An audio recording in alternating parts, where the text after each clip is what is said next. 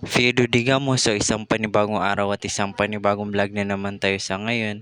So for today's video guys, dahil sa sobrang init na pag-isipan namin na maligo kami ng sapa. And as you can see guys, kasama natin ang Team Kumyaw.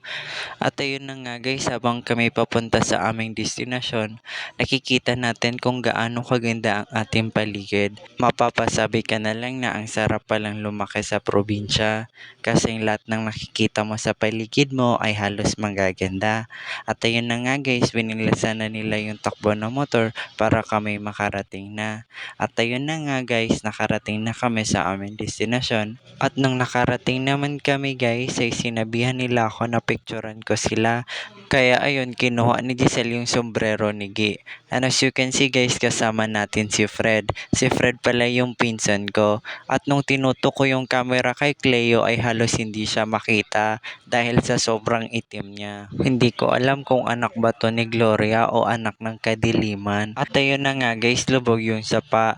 Pero kahit lubog yung sapa ay walang makakapigil sa mga kampon ng kadiliman. At habang binubidyo ko yung sapa ay nakikiselfie yung mga pinsan kong pinanganak na pangit. At ayun na nga guys, habang naghahanda yung mga pinsan ko para sa aming digmaan, binidyohan ko na lang yung sapa para ipakita sa inyo kung gaano kalawak at kalapad. And as you can see guys, may mga ibang tao naliligo din. Ang sarap kasi maligo guys kasi ang lamig ng tubig. At ayun na nga guys, sa hindi inaasahan may natamaan sa amin. Kaya binuhat nila ito at inanod sana kasi hindi na pagsisilbihan. Pero sa hindi inaasahan, buhay pa pala ito. Kaya pinagtatawanan nila. Sinubukan niya sanang mag-revenge guys, pero sa lakas ng agos ng tubig hindi niya kaya.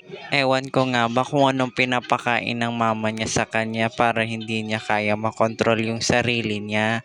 Kaya ayun, tinulungan na lang ng isang pinuno sa kadiliman para iahon siya sa lakas ng agos ng tubig. At binidyohan ko na rin yung daanan papunta dito. At alam nyo ba guys, ito yung daanan para makatakas sa mga tismosang kapitbahay nyo. At nung nakaahon na nga siya guys, ay nagbabalak siya na mag-revenge sa kanila.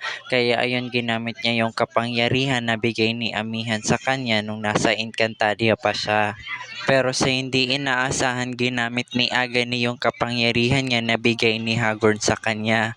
Kaya ayun, nagkagulo ang mga diwata sa Encantadia. Dalawa lang pala yung diwata dito kasi halos lahat mga maligno. At habang nagkadigmaan ng lahat, tamang tawa at upo lang si Amihan sa kanyang trono. Dahil hindi sila kontento sa kanilang digmaan, sinama nila si Hagorn sa gulo. Kaya ginamit ni Hagorn ang kanyang malakas na kapangyarihan. Nakalimutan ata ni Agani na si Hagorn pala yung kanyang master. Kaya ayun, hindi niya nakayanan kasi mas malakas talaga si Hagorn sa kanya. At sa wakasing nagkasundo sila. Pero hindi ko alam kung mga diwata o maligno ba to sila o mga buwaya. Pero aminin nyo guys, ang sarap sa matang makita na nagkasundo si Hagorn at saka si Amihan.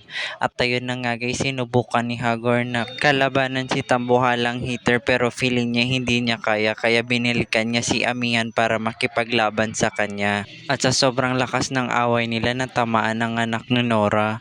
Kaya ayun, tawang-tawa sila. Dahil sa lakas ng agos ng tubig ay hindi kayang tumawid ni Lolo Imaw. Kaya hanggang tabi na lang siya. Hanggang dito na lang guys, sa susunod ulit.